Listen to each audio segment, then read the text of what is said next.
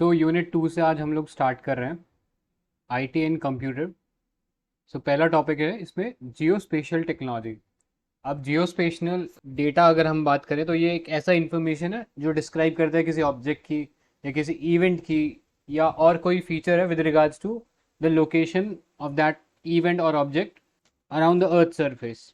अब इसमें बहुत सारी चीज़ें आ जाती है जैसे वेक्टर एट्रीब्यूट्स हो गए, बेसिकली पॉइंट, लाइंस, पॉलीगन या ऐसा भी कोई डिस्क्रिप्टिव इन्फॉर्मेशन हमें किसी लोकेशन के बारे में मिल सकता है, या फिर सैटेलाइट इमेज हो सकती है जो कि एक बर्ड आई व्यू हमें देता है कि अर्थ का अराउंड वो ऑब्जेक्ट या इवेंट कैसा लग रहा है depending on the resolution of the image.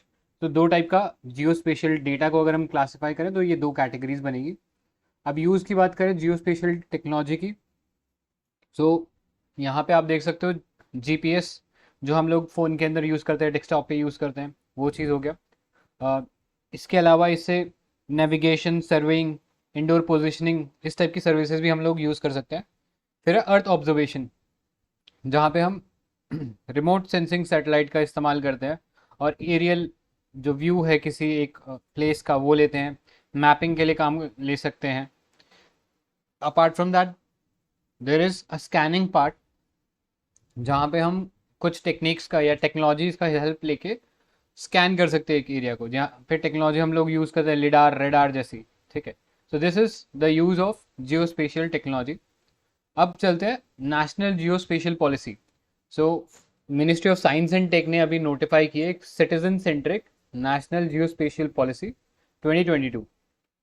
Largely इस जियो स्पेशल पॉलिसी का एम ये है कि हम इंडिया को एक वर्ल्ड लीडर बनाए ग्लोबल जियो स्पेशल स्पेस के अंदर, एक इंटीग्रेटेड पॉलिसी बनाए जिससे कि हमारे जो सिटीजन्स हैं उनको बेटर सर्विसेज मिल सके और हमारी जो इकोनॉमी है वो डिजिटल इकोनॉमी की तरफ ट्रांजिशन कर सके।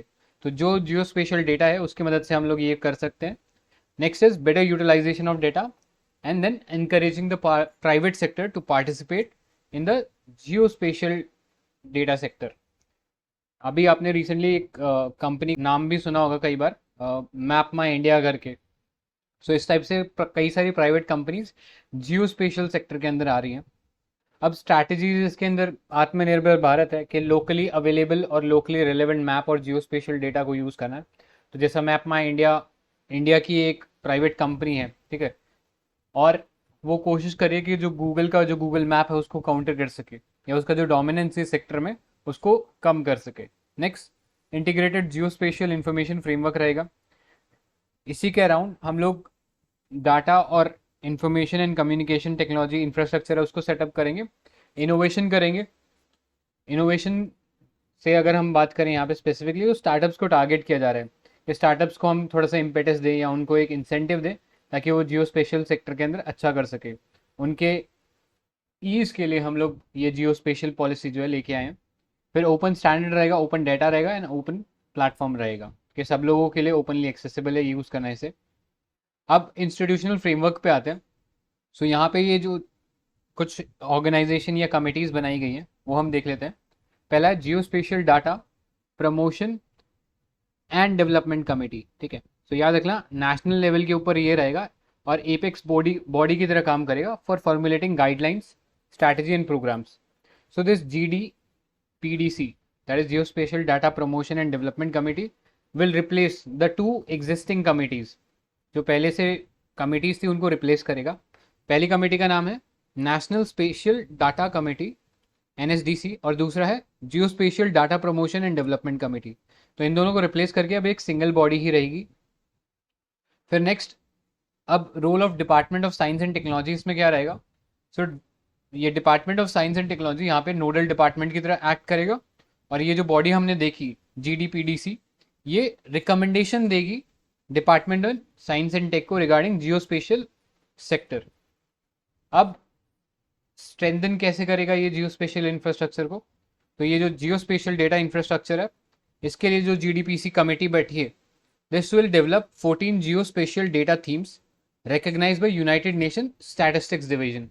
तो ये भी थोड़ा सा याद रख लेना कि स्टैंडर्ड जो है वो ऑलरेडी सेट करा हुआ है by United Nation statistics division और उसी से रिलेटेड जो थीम्स है उसी के ऊपर GDPDC जो है वो 14 geospatial data themes develop करेगी। सेक्टर वाइज ये थीम्स रहेंगी, ठीक है।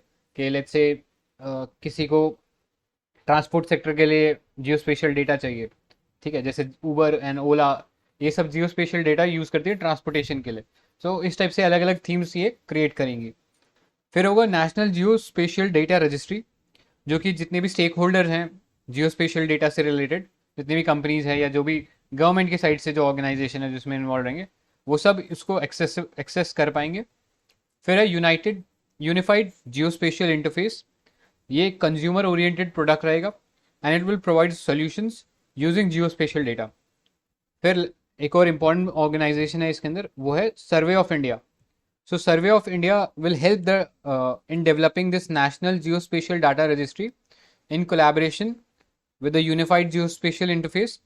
और इसके साथ एक इम्पॉर्टेंट इंस्टीट्यूट भी है, Bhaskaracharya national institute for space application and geoinformatics, called BISAG N. कोई बता सकते हैं ये इंस्टीट्यूट कहाँ हमें देखने को मिलता है या कहाँ? गांधीनगर है। Gujarat. Yes, very good. Sir, Gandhinagar Gujarat के अंदर है, ठीक है, तो ये याद रखना। और पहले ये स्टेट गवर्नमेंट के अंदर था, जो गुजरात गवर्नमेंट थी उसके अंदर था, बट बाद में इसका लेवल रेज कर दिया गया, अभी इंस्टीट्यूट ऑफ एमिनेंस है ये, और मेटी के अंदर आता है। इसके अलावा प्राइवेट सेक्टर भी कोलैबोरेट करेंगे इसके अंदर। सो ये सब लोग मिलकर काम करेंगे और ये जो national geospatial data registry है इसको बनाने में हेल्प करेंगे। फिर मैपिंग इंफ्रास्ट्रक्चर, ये जो पॉलिसी है ये स्पेसिफिकली रिप्लेस कर रही है जो लास्ट नेशनल मैप पॉलिसी थी 2005 का, उसको रिप्लेस कर रही है। सो आप लगा सकते हो ऑलमोस्ट 16-17 ईयर्स के बाद हम लोग ये नेशनल मैप पॉलिसी को रिप्लेस कर रहे हैं। फिर geospatial knowledge network, knowledge infrastructure के लिए अनेबल करने के लिए हम इंटीग्रेट करेंगे geospatial data with fourth industrial revolution. Fourth industrial revolution basically मतलब ये है कि ऐसा इंडस्ट्रियल रेवोल्यूशन जिसमें हम ये modern age technology like IoT, big data और एज कंप्यूटिंग, इस टाइप की जो सारी टेक्नोलॉजी है उनको इनकॉपरेट कर रहे हैं to enhance the level of production, ठीक है। तो ये फोर्थ इंडस्ट्रियल रेवोल्यूशन है, वर्ल्ड इकोनॉमिक फोरम ने ये टर्म इस्तेमाल किया था, उसके बाद से कॉन्स्टेंटली न्यूज़ में है। सो ये फोर्थ इंडस्ट्रियल रेवोल्यूशन टेक्नोलॉजीज हम जियो स्पेशल डेटा के साथ इंटीग्रेट करेंगे और यही बनेगा जियो स्पेशल नॉलेज इंफ्रास्ट्रक्चर। फिर है geospatial education and skill development, इसके लिए बहुत सारे इंस्टीट्यूट रहेंगे, जैसे कि national institute for geoinformatics science and technology. तो बहुत सारे इंस्टीट्यूट हैं, एक एक इंस्टीट्यूट का नाम याद रखने की ज़रूरत नहीं है, नॉट वेरी इंपॉर्टेंट, ठीक है। आगे एक जियो स्पेशल इंडस्ट्रियल डेवलपमेंट बोर्ड रहेगा, जो कि एक एडवाइजरी बॉडी की तरह काम करेगा under this GDPDC committee. This was all about the national geospatial policy. Important topic है बिकॉज काफ़ी सारा डेवलपमेंट हुआ है इस सेक्टर के अंदर, तो आप एक्सपेक्ट कर सकते हो कि कोई प्रोबेबल क्वेश्चन इस पे हो सकता है, तो इस पार्ट को थोड़ा सा अच्छे से देख लेना। अच्छे पिछले इसमें हमने डेटा डिजिटल ट्विन के बारे में बात कर लिया क्या? नहीं, मतलब डिजिटल ट्विन कुछ भी नहीं है, इट्स लाइक 3D मैप्स बनाते हैं ये। डिजिटल ट्विन का मतलब यही है। राइट, मतलब फिजिकल वर्ल्ड में जो कोई एसेट है उसका हम डिजिटल वर्ल्ड में एक रेप्लिका बना रहे हैं, ठीक है, तो यही चीज़ है digital twin. Next draft national data governance framework policy है, तो मेटी जो मिनिस्ट्री ऑफ आईटी है उसने ये draft national data governance framework policy को रिलीज़ किया है। और इसके अंदर हम लोग बेसिकली एनविसाज कर रहे हैं कि कैसे हम डाटा को यूज़ कर सकते हैं to create a knowledge based economy, जिससे कि जो सिटीजन्स हैं उनका ईज़ ऑफ लिविंग बढ़ सके। ऑलराइट, तो यहाँ पे एक कॉम्प्रिहेंसिव हम फ्रेमवर्क तैयार कर रहे हैं जिसमें जो यूज़र है और जो कंपनीज हैं जो डाटा यूज़ कर रहे हैं वो उसका इस्तेमाल कर सकते हैं और उससे रिलेटेड कुछ भी नया प्रोडक्ट जो है वो डेवलप कर सकते हैं। So the aim of this policy is to basically enhance the access, quality and the use of data in line with the current emerging technology needs. Objective यही है कि digital governance को हम accelerate करें and have standardized data management and security standards. So सिर्फ data usage की बात नहीं हो रही, बल्कि data का management कैसे करना और उसके regarding security standards क्या रहेंगे, उन सबको holistically deal करेगा ये draft data accessibility and use policy जो है वो। अब इस पॉलिसी की ज़रूरत क्या पड़ी, national data governance framework policy की ज़रूरत क्या पड़ी? सो इससे हम मैक्सिमाइज कर सकते हैं डाटा लेड गवर्नेंस मॉडर्नाइज कर सकते हैं government data collection and management processes, enable कर सकते हैं for creating data privacy standards and promoting digital economy. तो यहाँ पे एप्लीकेबिलिटी किस किस को लागू होगा, तो जितने भी गवर्नमेंट एंटिटीज़ हैं, डिपार्टमेंट्स हैं, उन सबको लागू होगा। और जितने भी नॉन पर्सनल डेटा सेट हैं, नॉन पर्सनल डेटा सेट क्या है ये थोड़ा सा हम आगे डिस्कस कर लेंगे, बट अभी के लिए ये जान लो नॉन पर्सनल डेटा सेट है, और जो डेटा प्लेटफॉर्म है और उसके रिगार्डिंग जो रूल्स हैं and they are use by researchers and startup, इस पूरे जो इकोसिस्टम है इसको रेगुलेट करेगा। सो जब भी हम डाटा की बात करते हैं तो दो टाइप का डाटा होता है, personal data and non personal data. Personal data मतलब ऐसा डाटा जिसे आपको ट्रेस किया जा सकता है, ठीक है, जो आपकी पर्सनल इन्फॉर्मेशन होगी, जैसे नेम हो गया, एज हो गया, सेक्स हो गया, ठीक है, तो ये सब पर्सनल इन्फॉर्मेशन हो गई, आपका एड्रेस पर्सनल इन्फॉर्मेशन हो गया। बट अगर हम डाटा जो है उसमें से ये एट्रीब्यूट्स निकाल देते हैं जो कि किसी एक पर्सन को पॉइंट आउट करते हैं, यानी जिससे हम एक इंसान को ट्रेस कर सकते हैं, अगर वो वाला पार्ट हटा दें तो जो बचेगा this will B non personal data. जैसे लेट्स से आप कहीं शॉपिंग करने गए एंड उस शॉपिंग करने में आपने कुछ अपने प्रेफरेंसेस डाली, लेकिन उन प्रेफरेंसेस में आपका जो पर्टिकुलर पर्सनल डेटा है वो नहीं है, तो हम उसको कह सकते हैं कि this is non personal data. तो जैसे कई बार कंपनीज क्या करती हैं, आपसे सर्वे लेती हैं, after you done purchasing an item आपसे सर्वे लिया जाता है, तो वहाँ पे आप जो डेटा डालते हो वो एक तरीके से नॉन पर्सनल डेटा है। सो that is what is non personal data. और इसी नॉन पर्सनल डेटा के बारे में ये national data governance framework policy ये बात करती है। अब नॉन पर्सनल डेटा भी कई टाइप का हो सकता है। पब्लिक नॉन पर्सनल डेटा हो गया, ऐसा डेटा जो गवर्नमेंट के पास है, ऑलराइट, या गवर्नमेंट जो पब्लिक फंडेड वर्क्स करती है, जैसे इनकम टैक्स किसी से इनकम टैक्स भरवा रही है, या और कोई सर्विसेज लेने के बाद कोई सर्वे करवा रही है, तो ये सब पब्लिक नॉन पर्सनल डेटा हो गया।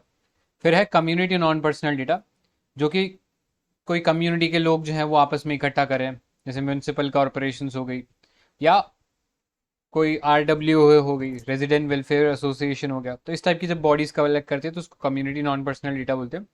And private non personal data, जो प्राइवेट एंटिटीज ने कलेक्ट किया है और प्राइवेट लोगों से कलेक्ट किया है और प्राइवेटली ही उसे प्रोसेस किया जा रहा है, right. So this are three types of non personal data.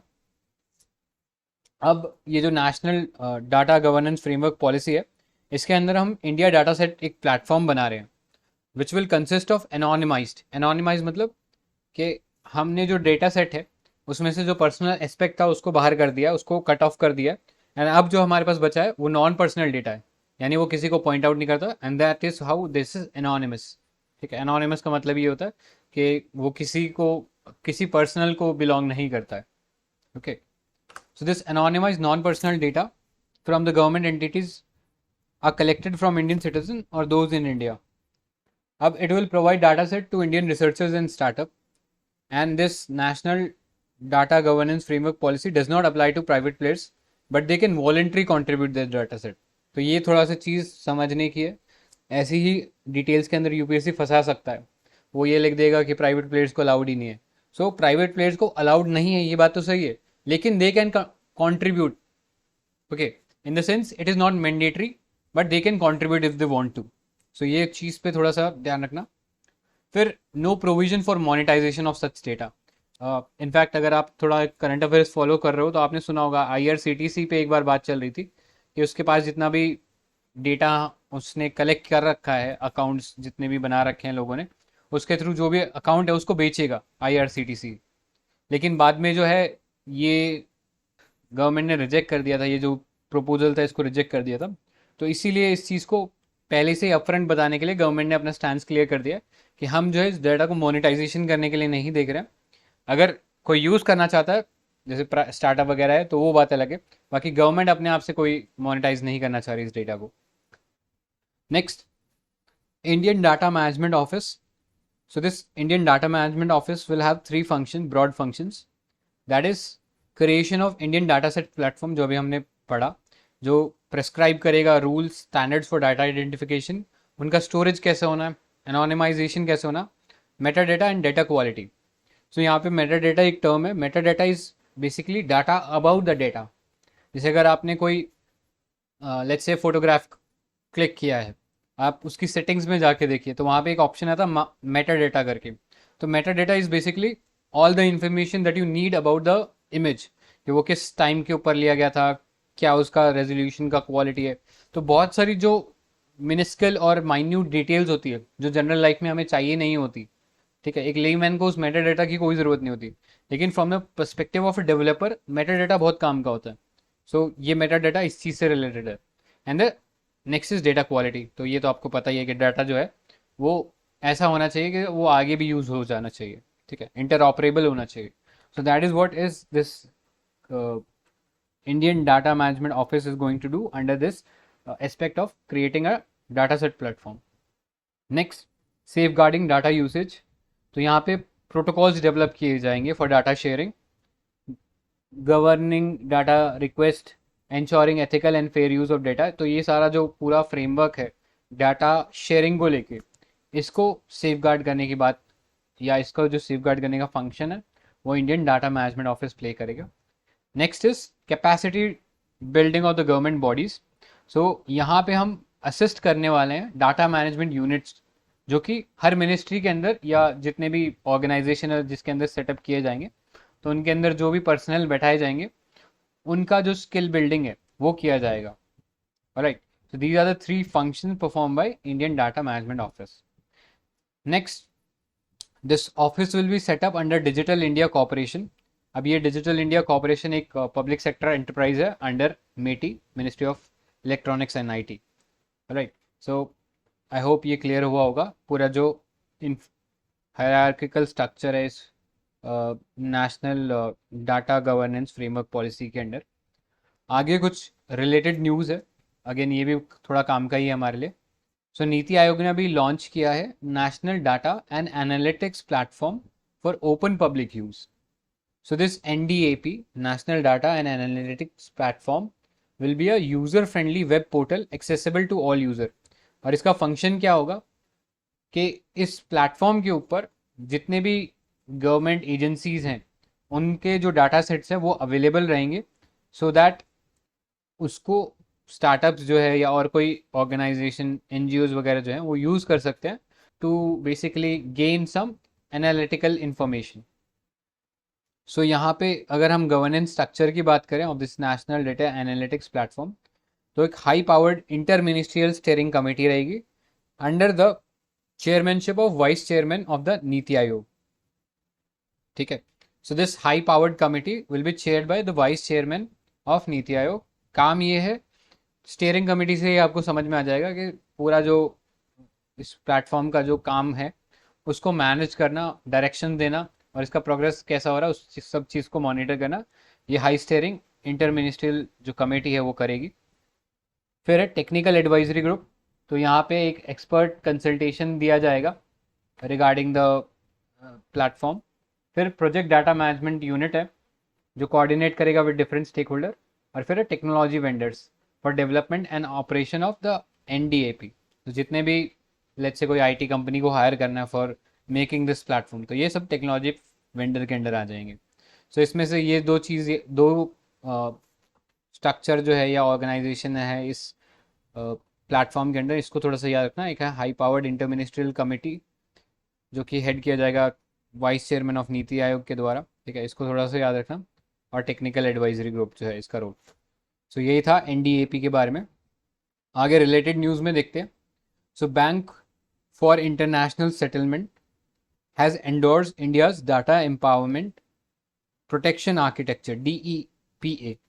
So this DEPA is a joint public-private effort for an improved data governance approach. So this DEPA will form the final layer of India Stack. India Stack जो है अभी हम आगे आने वाले articles में देखेंगे, but अभी ब्रीफली ये जान लो, India Stack is a set of APIs that allows various stakeholders to utilize a unique digital infrastructure aimed at presenceless, paperless and cashless service delivery. So API confuse मत होना, एक pharmaceuticals के भी अंदर भी हम API पढ़ते हैं। सो यहाँ पे API का मतलब है application programming interface. Okay, so ये application programming interface is basically it acts as an interface between two applications. So let's say आपने कभी ऊबर पे टैक्सी बुक करनी है, ठीक है, आपने ऊबर खोला, तो जब भी आप टैक्सी का जो मैप देखते हो वो हमेशा आपको गूगल मैप का जो इंटरफेस है वो दिखाता है। तो ऐसा क्यों है?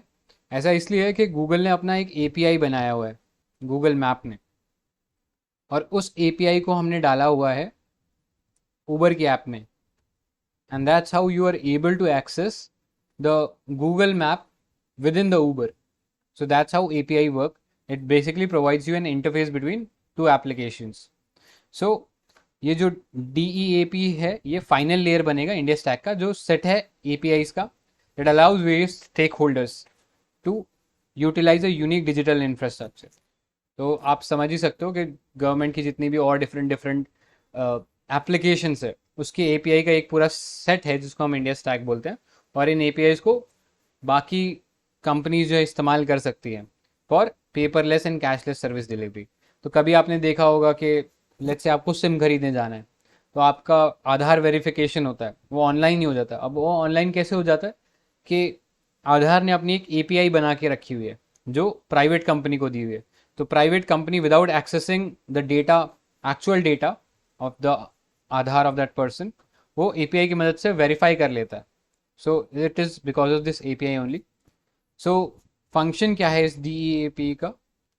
तो this will create a digital framework that allows user to share their data on their own terms through a third party that is the consent manager. तो यहाँ पे जो यूज़र है अपना डाटा शेयर कर सकते हैं अपने टर्म्स के ऊपर. और ये डेपा का भी फर्स्ट एप्लीकेशन हमने फाइनेंशियल सेक्टर में देख रहा है, अब धीरे धीरे से और सेक्टर्स में रोल आउट किया जाएगा. सो याद रखना, DEAPA पब्लिक प्राइवेट एफर्ट है फॉर इम्प्रूव डाटा गवर्नेंस, और अभी रिसेंटली इसको bank for international settlement BIS, जो आपने कई बार पढ़ा ही होगा इकोनॉमी में, उसने एंडोर्स किया है. Yes ma'am. हाँ, एक स्टेटमेंट बोल रही हूँ, वो ट्रू फॉल्स बोलना है. Account aggregator network in financial sector is based on DEPA framework. True false? True. Yes sir, ये आरबीआई ने अभी वो किया है ना रिसेंटली ही, अकाउंट एग्रीगेटर नेटवर्क का. Very good. तो ये भी चीज़ आप ऐड कर सकते हो, अकाउंट एग्रीगेटर. ऑलराइट, आगे चलते हैं. Yotta D1. So it is country's biggest and north India's first hyperscale data center, जो कि अभी नोएडा उत्तर प्रदेश में खुला है. तो फैक्चुअल डिटेल है, यूपीएससी में तो शायद ना पूछा जाए, बट एज अ स्टेटमेंट आ सकता है. बाकी स्टेट पीसीएस में आप ज़रूर एक्सपेक्ट कर सकते हो, खासकर यूपी पीसीएस जो भी दे रहे हैं, तो वहाँ पे देख लेना योटा D1. सो डाटा सेंटर क्या होता है? It's a dedicated secure space with a centralized location where computing and networking equipment is concentrated for collecting, storing and processing large amount of data. तो एक secured space है जहाँ पे computing और networking के परस्पेक्टिव से हम लोग डाटा को कलेक्ट कर सकते हैं, स्टोर कर सकते हैं. राइट, तो this is all you need to know about data center. आगे चलते हैं. So next topic is 5G. सो ये पिछले 2-3 सालों से सब लोग पढ़ ही रहे हैं, तो अभी इसलिए न्यूज़ में बिकॉज हम लोगों ने स्पेक्ट्रम जो था वो सेल किया था 5G का, एंड इससे गवर्नमेंट को काफ़ी रेवेन्यू जनरेट हुआ है. सो दैट्स वाई थोड़ा सा इंपॉर्टेंट अगेन इसको रिवाइज करना. सो 5G टेस्ट बेड क्रिएट किया गया था by multi institute collaborative effort by 8 institute led by IIT Madras. Not very important, just एक इंफॉर्मेशन था बताने के लिए. मेन पार्ट आपका ये कंसेप्चुअल अंडरस्टैंडिंग आपको इस पार्ट का होना चाहिए. 5G 4G 6G इन सब में क्या डिफरेंस है. अभी तक हम लोग 5G तक पहुँचे हैं. सो यहाँ पे कुछ टर्म्स होती है जो पता होनी चाहिए. Bandwidth, latency. So bandwidth is basically the range कि कितना हम लोग स्पीड जो है वो पहुँचा सकते हैं. Latency is to and fro motion, कि हमने जो रिक्वेस्ट प्लेस किया सर्वर को, और सर्वर से वो पेज आने में हमें कितना टाइम लगता है. जैसे आप गूगल पे लिखते हो let's say I want to search 5G only, तो 5G आप जैसे ही सर्च करते हो, रिक्वेस्ट प्लेस होती है, सर्वर के पास जाती है, एंड सर्वर से आपको 5G के ऊपर एक नया पेज जनरेट होकर आता है. तो ये जो टाइम लगता है इस दौरान, इसको हम लेटेंसी बोलते हैं. तो जैसे जैसे हम जनरेशन में आगे बढ़ते जा रहे हैं, हम लेटेंसी को कम होते हुए देखेंगे और जो बैंडविड्थ है उसको बढ़ते हुए देखेंगे. तो करंटली 5G पे हम लोग हैं, तो बैंडविड्थ इसका 1 गीगाबिट्स पर सेकेंड है, और फिर लेटेंसी 10 मिली सेकेंड से कम है. ऑलराइट, और आप रिलेशन समझ ही गए होंगे कि 4G के मुकाबले बैंडविड्थ बड़ा है, लेकिन जो लेटेंसी है वो कम हुआ है। राइट। सो अब 5G के अंदर भी अगर हम टेक्नोलॉजी की बात करें तो ये 5G स्पेक्ट्रम जो है ये 3 टाइप का है, low band, mid band and high band. अब ये लो बैंड, मिड बैंड और हाई बैंड ये फ्रीक्वेंसी की वजह से, low frequency, mid frequency and high frequency. So जब हम लो बैंड की बात करें, we are talking about a frequency range less than 1 gigahertz, और इसका जो कवरेज है it's wide but limited in speed and latency. यानी हमें लो बैंड के अंदर कवरेज अच्छा मिल रहा है, ठीक है, कवरेज अच्छा खासा मिल रहा है, लेकिन जो स्पीड है और लेटेंसी है उसके साथ कॉम्प्रोमाइज़ हो रहा है। सो यानी याद रखना यहाँ पर कवरेज, तो जो स्पीड है वो इन्वर्सली प्रोपोर्शनल है और लेटेंसी डायरेक्टली प्रोपोर्शनल है, ठीक है, यानी लेटेंसी इंक्रीज हो रहा है।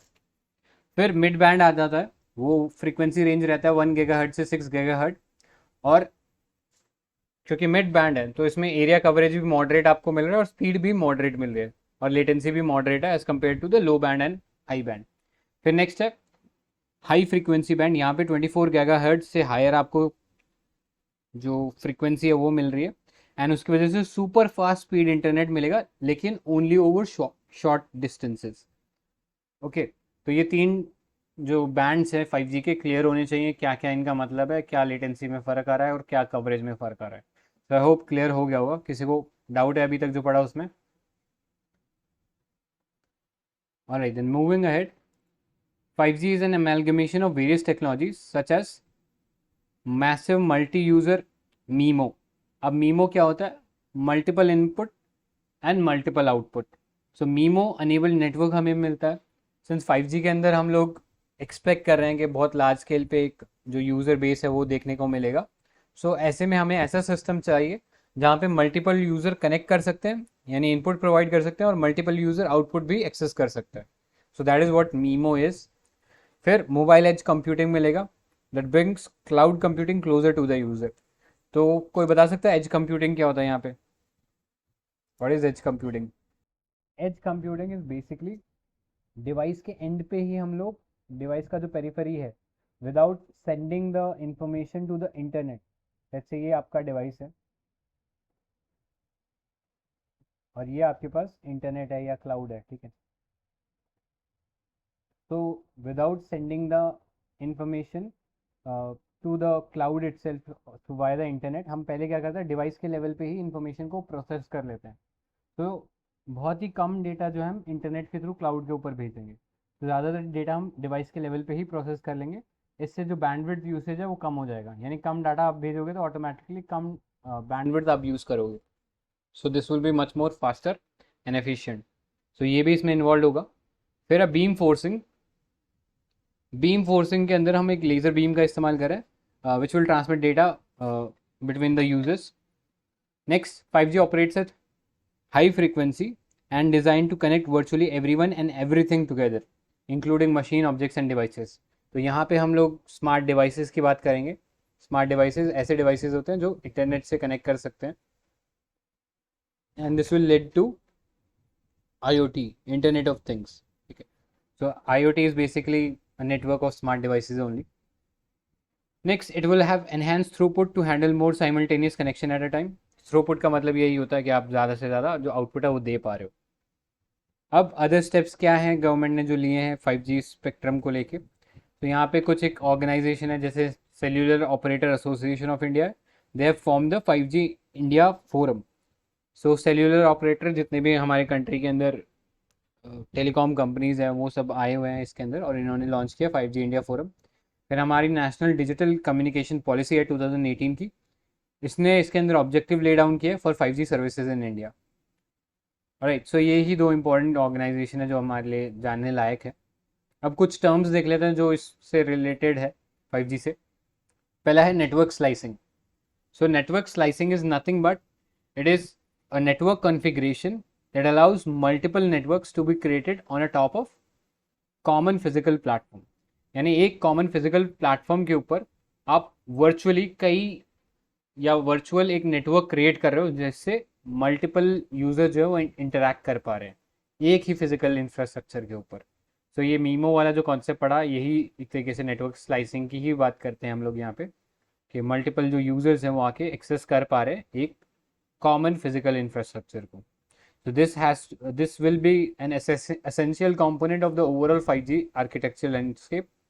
Each slice or portion can be allocated based on specific need of application, use case or the customer.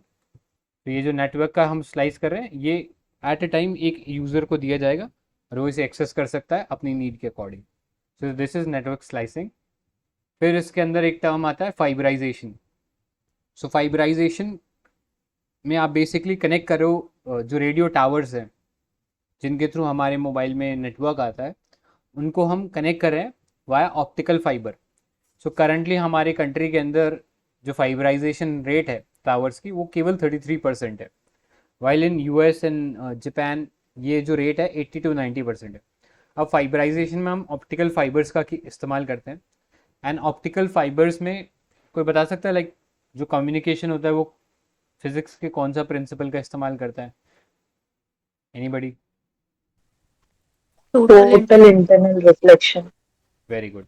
Total internal reflection का हम लोग इस्तेमाल करते हैं ऑप्टिकल फाइबर्स में, जिसमें जो डाटा लॉस है वो बिल्कुल नेग्लिजिबल होता है, या जो भी हम लाइट का ट्रांसमिट करते हैं उसका लॉस नेग्लिजिबल होता है, बिकॉज टोटल इंटरनल रिफ्लेक्शन में वो कम्प्लीटली रिफ्लेक्ट हो जाता है. सो इसीलिए फाइबराइजेशन करना चाहते हैं, क्योंकि इससे जो नेटवर्क की जो स्पीड है वो फास्टर हो जाएगी, and that's how it will be able to handle the 5G services more efficiently. So next, इससे रिलेटेड न्यूज़ में हम एक प्राइवेट कैप्टिव 5G नेटवर्क करके एक टर्म इस्तेमाल हो रहा है. So private captive network 5G network जो है ये इसलिए न्यूज़ में आया बिकॉज यूनियन कैबिनेट ने अलाउ किया है private captive 5G telecom network used in India. So this network is basically set up by a private entity for the use of enterprise concern and no one else. So let's say Reliance का Jamnagar factory है, वो कई kilometre में फैली हुई factory है. सो वहाँ पे लेट्स से उन्हें चाहिए कि बहुत हाई स्पीड इंटरनेट चाहिए अपने लोकल लेवल के ऊपर, तो वहाँ पे वो एक 5G नेटवर्क सेटअप कर सकते हैं जो कि उस प्राइवेट एंटिटी या जो एंटरप्राइज है उसी के लोग यूज़ करेंगे विद इन दैट प्रेमाइस. उसके अलावा या उसके बाहर कोई यूज़ नहीं कर सकता उसको. सो that is what is private captive 5G network is. Alright, तो ये टर्म याद रखना इसका क्या मतलब होता है. अभी नेक्स्ट आर्टिकल ये 5G स्पेक्ट्रम के बारे में. सो गवर्नमेंट को अभी एक record 1.5 lakh crore worth of 5G telecom spectrum बेचा है गवर्नमेंट ने, या इतना रेवेन्यू जनरेट किया है by the sale of the 5G spectrum. So यहाँ पे हमारे लिए पहला क्वेश्चन ये बनता है, ये स्पेक्ट्रम क्या होता है? So spectrum is nothing but a set of radio frequencies allocated to mobile industries and other sector for communication over the airways. So in radio waves का फ्रीक्वेंसी का इस्तेमाल करके ये लोग कम्युनिकेशन कर सकते हैं. और ये जो स्पेक्ट्रम है ये एक सॉवरेन एसेट है, यानी इसके ऊपर सुप्रीम कंट्रोल जो है वो हमारी गवर्नमेंट का है. तो that is why it is a sovereign asset. तो याद रखना, ऐसा कुछ कंफ्यूज करने के लिए आपको टर्म डाल सकता है कि पब्लिक एसेट है या और कुछ एसेट है. तो याद रखना this is a sovereign asset. अब यहाँ पे ये फिगर थोड़ा सा देख लो, कई बार इससे रिलेटेड क्वेश्चन आ जाते हैं. तो इलेक्ट्रोमैग्नेटिक स्पेक्ट्रम है. सो जैसे कि आप जानते हो एक फॉर्मूला होता है साइंस के अंदर, E is equal to h frequency. ठीक है, ये जो ऐसा सिंबल है ये फ्रीक्वेंसी को डिनोट करता है, यानी एनर्जी और फ्रीक्वेंसी आपस में डायरेक्टली प्रोपोर्शनल है. तो जब भी आप देखोगे कि फ्रीक्वेंसी इज बेसिकली कि कितनी तेज़ी से एक वेव जो है वो अप एंड डाउन जा रहा है within a given point of time. So आप गामा रेज में देख सकते हो, लेट्स से अगर मैं इसको टी टाइम मान लूँ तो टी टाइम में बहुत ज़्यादा बार गामा रेज जो है अप एंड डाउन जा रही है. सो इसका मेरे को ये पता लग रहा है गामा रेज की फ्रीक्वेंसी ज़्यादा है, और गामा रेज की फ्रीक्वेंसी ज़्यादा है तो उसकी एनर्जी ज़्यादा होगी. एंड डाउन द लाइन आप जैसे देखोगे आपको दिखेगा कि जो फ्रीक्वेंसी है वो कम होती जा रही है, एंड जैसे जैसे फ्रीक्वेंसी कम होती जा रही है वेवलेंथ बढ़ रही है. So wavelength is nothing but the distance between two troughs और टू क्रस्ट. ट्रफ बेसिकली ये जो अपर पॉइंट होता है, ठीक है, इसको हम बोलते हैं. सो इन दो पॉइंट्स के बीच में जितना भी डिस्टेंस आ रहा है उसको वेवलेंथ बोलते हैं. So that is what is wavelength. Is wavelength को हम लैम्डा से रिप्रेजेंट करते हैं. सो इनवर्स रिलेशन अगेन फ्रीक्वेंसी और वेवलेंथ में भी हमें देखने को मिलता है. तो यहाँ हम रेडियो वेव्स की बात करें तो रेडियो वेव्स की जो वेवलेंथ है वो कई किलोमीटर्स में होगी, ठीक है, in kilometers. So this is the basic idea that you should know कि सबसे डाउन द लाइन अगर हम फ्रिक्वेंसी के टर्म में देखें तो हम देखते हैं रेडियो वेव्स आती है. फिर जैसे जैसे हम ऊपर जाते हैं हम देखते हैं माइक्रोवेव्स आती है, फिर इंफ्रारेड रेज आती है, फिर विजिबल रेज, फिर अल्ट्रा वायलेट, फिर X rays and lastly gamma rays. तो ये इलेक्ट्रोमैग्नेटिक स्पेक्ट्रम है वेव्स का. अब नेक्स्ट हम बात करते हैं 5G open access network, RAN. So अभी centre for development of telematics C DOT और कुछ प्राइवेट कंपनीज ने मिलके जैसे WiSig network private limited and VVDN technology private limited, इन्होंने साइन किया एक agreement for developing 5G open RAN and other products together. So RAN क्या होता है? This radio access network is basically a part of network that connects the main network infrastructure to the end user. तो हमारे network का ही एक part होता है जो कनेक्ट करता है जो यूजर्स हैं उनको with a network infrastructure. So it basically connects individual devices to other parts of the network through radio connection. And this is a very critical component of the entire 5G network because ये एक तरीके से bridge का काम करता है so as to provide the access of key applications. So currently India के अंदर RAN टेक्नोलॉजी जो है एक इंटीग्रेटेड प्लेटफॉर्म के तौर पे बेचा जाता है जहाँ पे आप बहुत हार्डवेयर और सॉफ्टवेयर देखने को मिलता है.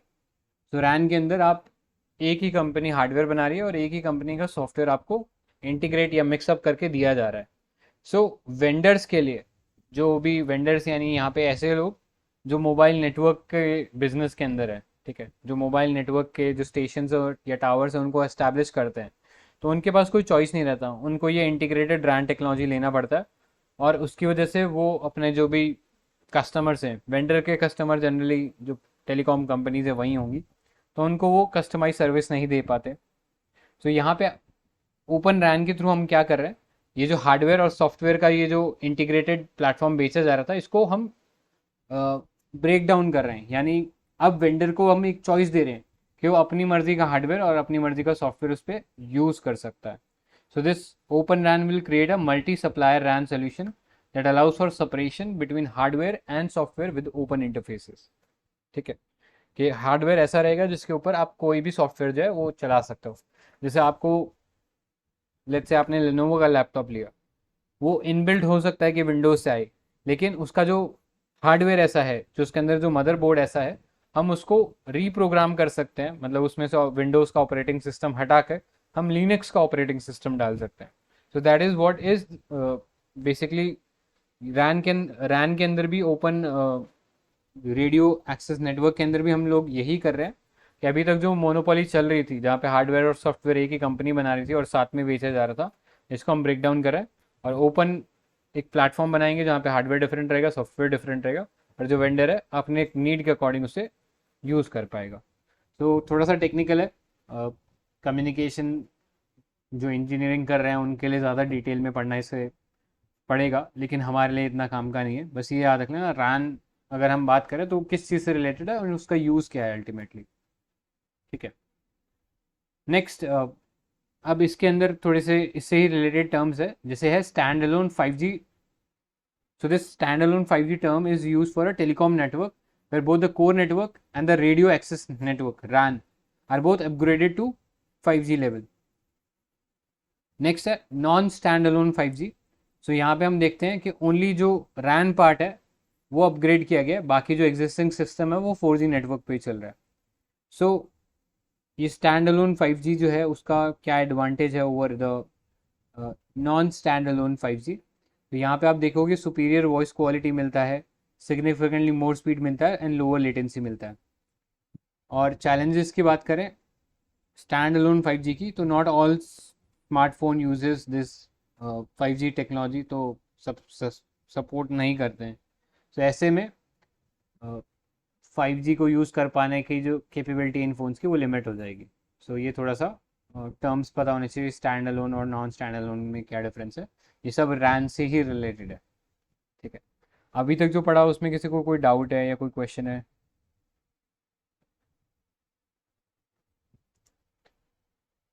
ठीक है, फिर हम लोग नेक्स्ट पार्ट पे चलते हैं। Next part is satellite communication. So अभी ट्राई ने रिलीज़ किए हैं recommendation on licensing framework for establishing and operating for satellite earth station gateway.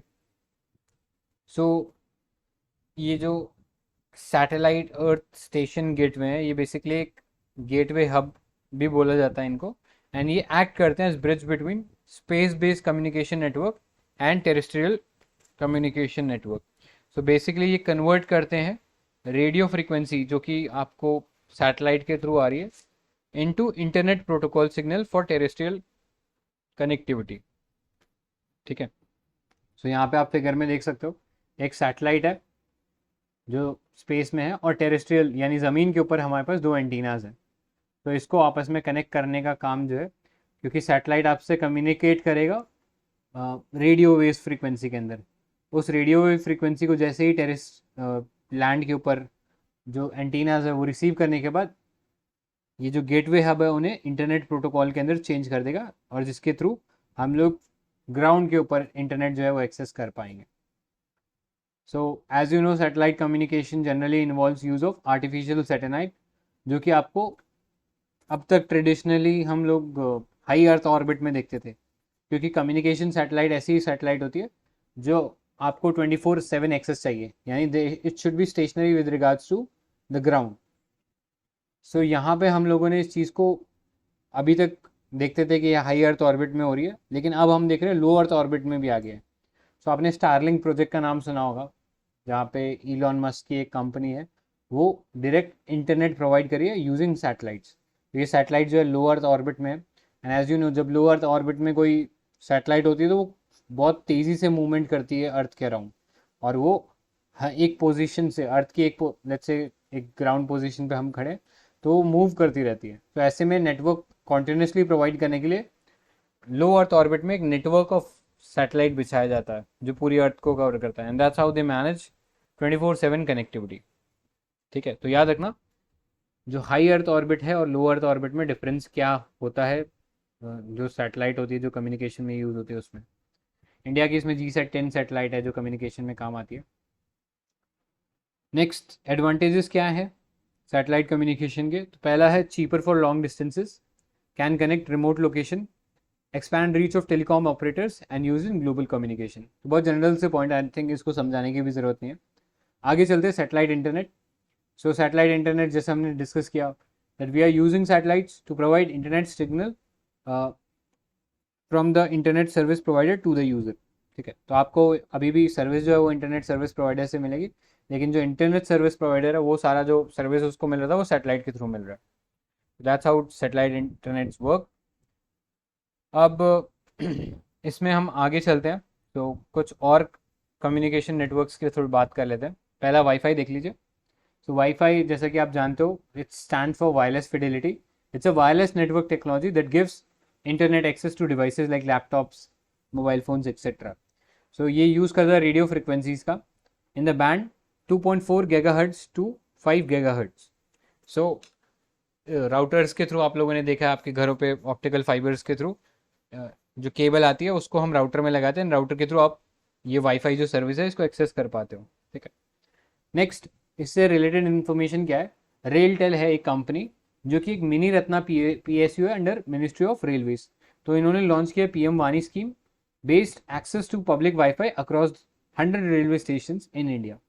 So PM वानी आपने पहले भी पढ़ रखा है, वायरलेस कनेक्टिविटी को लेकर प्रोजेक्ट था ये कि हम वाईफाई कनेक्टिविटी प्रोवाइड करेंगे across India under this PM वानी स्कीम।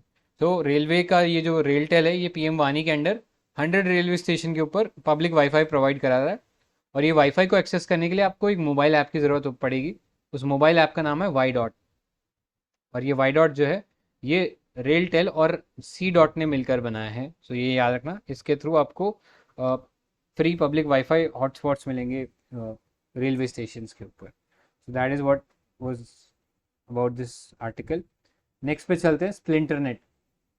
स्प्लिंटरनेट अभी न्यूज़ में आया है after the Russia Ukraine war, and it is threatening to splinter the internet. So splinternet refers to basically ऐसा इंटरनेट जो कि increasingly is becoming fragmented in the sense because बहुत सारी कंट्रीज जो है वो फिल्टर कर रही है, ब्लॉक कर रही है कंटेंट को फॉर पॉलिटिकल पर्पसेस। जैसे चाइना का जो ग्रेट वॉल है, एक जब भी हम आपने इंटरनेट में आप कंट्रोल पैनल वगैरह कभी चेक करा होगा तो आप पे आप ज़रूर सुना होगा फायरवॉल के बारे में। So firewall is basically a defence mechanism जो हमारे सिस्टम्स के अंदर रहता है, जो इंश्योर करता है कि हमारा जो सिस्टम अगर इंटरनेट से कम्युनिकेट कर रहा है तो उससे कौन कौन सी सर्विसेज कम्युनिकेट कर सकती है इंटरनेट से। ठीक है, जैसे आप कोई नया सॉफ्टवेयर डालते हो अपने कंप्यूटर के अंदर, तो फायरवॉल आपसे पूछेगा कि इसको इंटरनेट कनेक्टिविटी देनी है कि नहीं देनी। एंड्रॉयड में भी ऐसा पूछा जाता है इंटरनेट कनेक्टिविटी देनी है कि नहीं देनी, तो ये परमिशन बेस्ड रहता है। और ये चाइना का जो ग्रेट फायरवॉल है ये ऐसा ही एक ब्लॉकिंग सिस्टम इन्होंने तैयार किया जिसके थ्रू ये अमेरिकन टेक कंपनीज को चाइना का जो मार्केट है उसमें एक्सेस नहीं दे रहे, and at the same time they are pushing their own services which are develop indigenously. जैसे आप जानते हो व्हाट्सएप वगैरह आप नहीं व्हाट्सएप, हाँ आई थिंक व्हाट्सएप नहीं यूज़ कर सकते हो चाइना में, या फेसबुक नहीं यूज़ करते हो कर सकते, क्योंकि उधर का जो ग्रेट फायरवॉल है वो आपको यूज़ करने ही नहीं देगा। सो अपना वो फिर प्रोजेक्ट्स जो हैं अपने जो इंडिजिनियसली डेवलप्ड वेबसाइट्स हैं वो चलाते हैं उसकी जगह। तो यही चीज़ रशिया यूक्रेन वॉर में भी हो रही है कि वो कंटेंट को ब्लॉक कर रहा है और इससे जो इंटरनेट है वो अपने आप में ब्रेक डाउन हो रहा है। Next is Giga Mesh. So Giga Mesh is an innovative wireless network solution that can give fiber like bandwidth internet service to suburban and rural areas.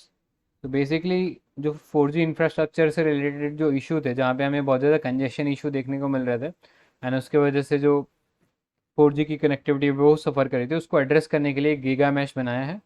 So wireless network solution है, याद रखना wireless है, और यहाँ पे fibre like जो bandwidth है, मतलब फाइबर से आपको बहुत हाई स्पीड इंटरनेट आता है, तो वैसा ही हाई स्पीड इंटरनेट आपको वायरलेस तरीके से मिलेगा। ये गीगा मैश जो है ये एक इंडिया का एक स्टार्टअप है एस्ट्रोडोम करके, उसने बनाया है, which is supported by the technology innovation hub at the Indian institute of science, which is not important. बस ये याद रख लेना गीगा मैश जो है वो क्या है, तो जो हाईलाइटेड पार्ट है उतना ही पढ़ना है। इसके थ्रू हम लोग 4G जो कनेक्ट इंफ्रास्ट्रक्चर था उसमें जो कनेक्टिविटी को जो लेके इश्यूज थे या अफोर्डेबिलिटी को लेके जो इश्यूज थे उसको हम रिड्यूस कर रहे हैं। Alright, with that moving on to the next article, virtual private network. So recently the central government has asked virtual private network companies to keep a record of the log of customer information as directed by CERT-In. So यहाँ पे तीन चीज़ें हमारे लिए जानना थोड़ा सी ज़रूरी होता है। पहला, वर्चुअल प्राइवेट नेटवर्क क्या है, फिर ये सर्टेन ऑर्गेनाइजेशन क्या है, और तीसरा क्यों गवर्नमेंट ने ऐसा बोला है कि लॉग इकट्ठे करने हैं।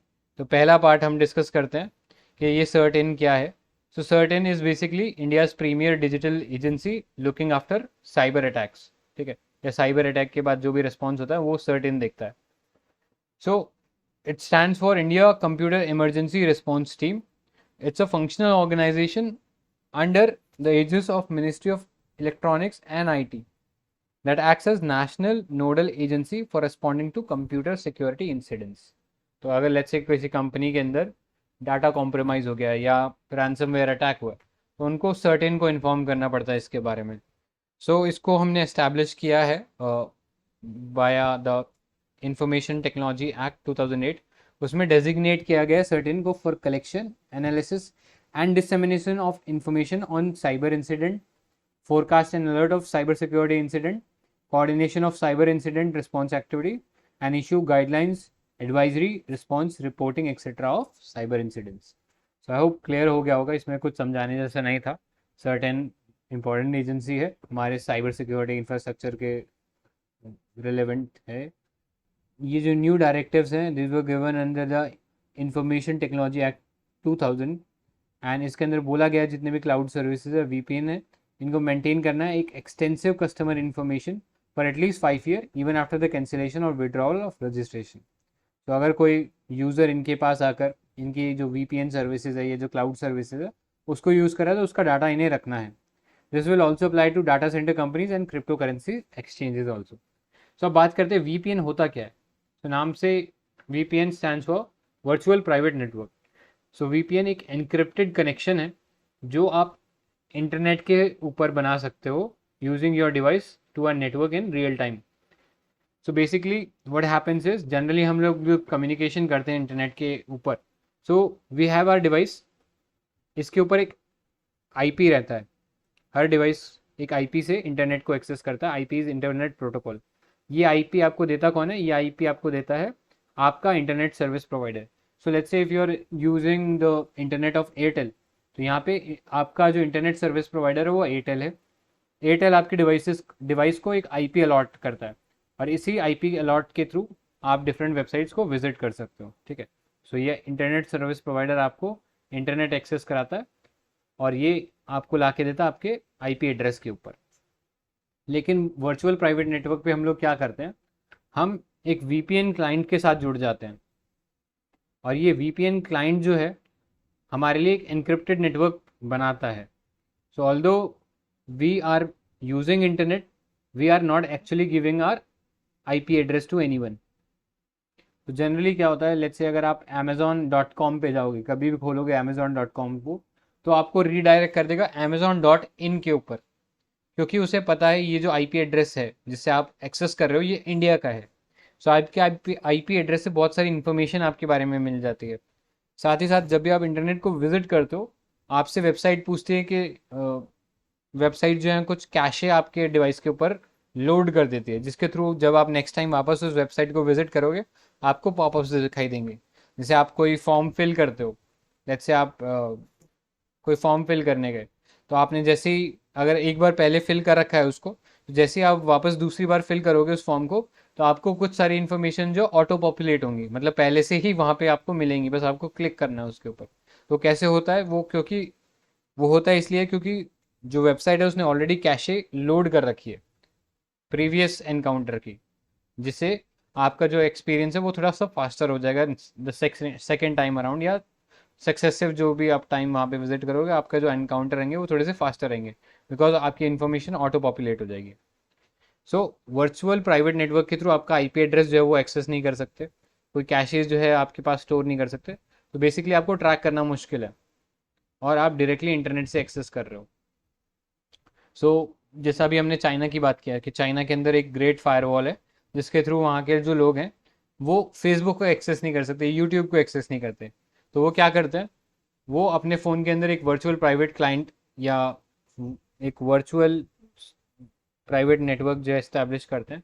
वो वर्चुअल प्राइवेट नेटवर्क जो है वो एक सर्वर के थ्रू उन्हें इंटरनेट से कनेक्ट कराता है without even going through the firewall.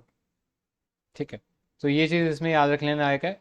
VPN हमें बेसिकली एक सिक्योर तरीके से इंटरनेट प्रोवाइड कराता है जिसमें हमारी जो इन्फॉर्मेशन है उसको ट्रैक कर पाना मुश्किल होता है वेबसाइट्स के लिए या कोई भी फॉरेन एजेंसी के लिए।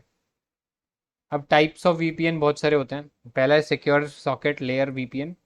यहाँ पे हम देखते हैं कि एक ऑर्गेनाइजेशन जो है वो एक्सेस करा सकती है एक इंडिविजुअल यूज़र को internet without the need of specialize software. Next site to site VPN है। ये एक प्राइवेट नेटवर्क डिज़ाइन है which is designed in such a way to hide the private internets and allow user to access network to access each others resources. एक दूसरे के resources access करने के लिए ये VPN रहेगा। और फिर है client to server. So user is not connected to internet via his own ISP but establishing a direct connection to the VPN provider. VPN के थ्रू आपको इंटरनेट की सर्विस मिल रही है। सो ये टाइप्स हैं। नहीं समझ में आया तो इतना लोड लेने की ज़रूरत नहीं है, दिस इज़ नॉट इम्पॉर्टेंट, बस ये समझ में आने चाहिए VPN क्या होता है। तो ये एक VPN एक इनक्रिप्टेड कनेक्शन है over the internet from a device to a network in real time. यानी आपका जो IP एड्रेस है वो हिडन रहता है और उससे आप जो है इजीली इंटरनेट को बहुत ही फ्रीली एक्सेस कर सकते हो। तो that is all you need to know about this. बाकी जो न्यूज़ में था ये हम लोगों ने पढ़ ही लिया इसके बारे में कि गवर्नमेंट ने बेसिकली ये बोला है कि जितने भी वर्चुअल प्राइवेट नेटवर्क्स पर सर्विस प्रोवाइडर है उनको जो भी कस्टमर्स हैं उनकी डेटा को स्टोर करके रखना है for the next 5 years। So I think आज का लास्ट टॉपिक करते हैं बिकॉज इसके बाद के जो टॉपिक्स हैं वो थोड़े से ज़्यादा टेक्निकल है एंड आई थिंक लंबा सेशन भी हो गया आज। सो this will be the last part. So dark net है ये जर्मनी ने अभी रिसेंटली शट डाउन किया एक Russia link Hydra market which was world's biggest and oldest darkness market of illegal items and services. तो अब ये डार्कनेट क्या है उसको समझने के लिए आप ये एक इन्फोग्राफिक देख सकते हो। सो यहाँ पे आप देख रहे हो इंटरनेट, ये एक ब्रॉड यूनिवर्सल सेट है जिसके अंदर सरफेस वेब जो है वो एक अपना एक छोटा सा प्लेस ऑक्यूपाई करता है। फिर है आपके पास डीप वेब और एक डार्क वेब। तो सरफेस वो वेब है जो आप ओपनली एक्सेस कर सकते हो। जैसे लेट्स से आपको डॉग की इमेज चाहिए, you simply go on to Google and type the keyword dog and आपको डॉग्स की बहुत सारी इमेजेस आ जाएंगी। सो ये सारी इन्फॉर्मेशन आपको रेडिली अवेलेबल है, इसके लिए आपको अलग से कोई आईडी पासवर्ड लगाने की ज़रूरत नहीं है। तो this is what is surface web, जो आपको ओपनली एक्सेसिबल है, इसको हम सरफेस वेब बोलते हैं। यानी ऐसा वेब जो आप ओपनली गूगल के सर्च इंजन से आप एक्सेस कर सकते हो या बिंग के सर्च इंजन से एक्सेस कर सकते हो। नेक्स्ट है ऐसा internet which is not openly accessible. तो ये आ जाता है डीप वेब की कैटेगरी में। तो जैसे आप लेट्स से आपको गूगल में का जो जीमेल है वो एक्सेस करना है, सो आप केवल अपना जीमेल एक्सेस कर सकते हो प्रोवाइडेड आपके पास उसके क्रेडेंशियल है। ठीक है, आप सरफेस वेब से इतना कर सकते हो कि आप जीमेल तक जा सकते हो, लेकिन जीमेल के आगे अगर आपको अकाउंट खोलना है तो आपको आपके क्रेडेंशियल्स याद होने चाहिए, आईडी, यूज़र नेम और जो पासवर्ड है वो याद होना चाहिए, जिसके थ्रू ही आप अपना जो अकाउंट है उसको एक्सेस कर सकते हो। इसके अलावा और कोई तरीका नहीं है जिससे आप डायरेक्टली उसको इन्फॉर्मेशन को एक्सेस कर सकते हो। So this is what is deep web. अब डीप वेब के अंदर एक और कंपोनेंट आ जाता है जिसे हम बोलते हैं डार्क वेब। तो डार्क वेब ऐसा वेब है जो डायरेक्टली हम लोग इंटरनेट के थ्रू या जो नॉर्मल इंटरनेट है उसके थ्रू एक्सेस नहीं कर सकते। इसके लिए हमें स्पेशलाइज सॉफ्टवेयर चाहिए और ये स्पेशलाइज सॉफ्टवेयर हमें डायरेक्टली वेबसाइट्स के ऊपर लेके जाता है और यहाँ पे जनरली इलिसिट एक्टिविटीज़ होती हैं। तो कंफ्यूज मत होना, dark web is part of deep web, but difference ये है कि डार्क वेब के ऊपर इलिसिट एक्टिविटीज़ होती है, इलिसिट या इलीगल एक्टिविटीज़ होती हैं, जैसे कॉन्ट्राबैंड स्मगलिंग हो गई या फिर क्रिप्टो करेंसीज का इस्तेमाल करके टेररिस्ट एक्टिविटीज़ फंड करना। तो इस टाइप की चीज़ें जो है वो डार्क वेब के ऊपर होती हैं। तो इतना ही डिफरेंस है, इससे ज़्यादा जानने लायक कुछ है नहीं इस पार्ट के अंदर। So with that we are done with this topic. अभी तक जो पढ़ा उसमें किसी को डाउट है, कोई क्वेश्चन है तो अभी आप पूछ सकते हो, because this will be the last topic of the day.